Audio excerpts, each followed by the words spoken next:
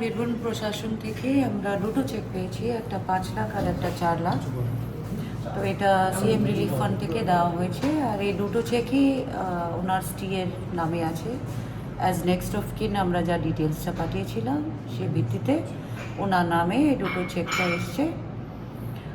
আর ভবিষ্যতে আমরা চাইছি যে ওনার যেহেতু বয়স্ক পুরো মা বাবা আছেন, তার জন্য আমরা চাইছি বার্ধক্য ভাতা যদি দেওয়া হয় তাহলে আমরা রেকমেন্ড করব এটা সোশ্যাল ওয়েলফেয়ার ডিপার্টমেন্ট থেকে যদি বার্ধক্য ভাতা দেওয়া হয়। আর ওনার একজন ছেলে আছে যে ঘড়ির দোকানে কাজ করেন, তো তার জন্যও আমরা কিছু একটা ভাবছি পৌরসভা থেকে যদি কিছু সুযোগ সুবিধে দেওয়া যায়।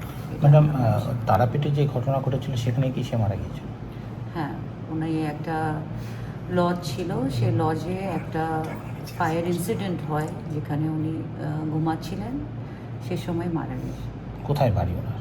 ওনার বাড়ি হচ্ছে ধূপগুড়ি পৌরসভা ওয়ারকাটা রোডে 14 নম্বর। 14 নম্বর ওয়ার্ডে।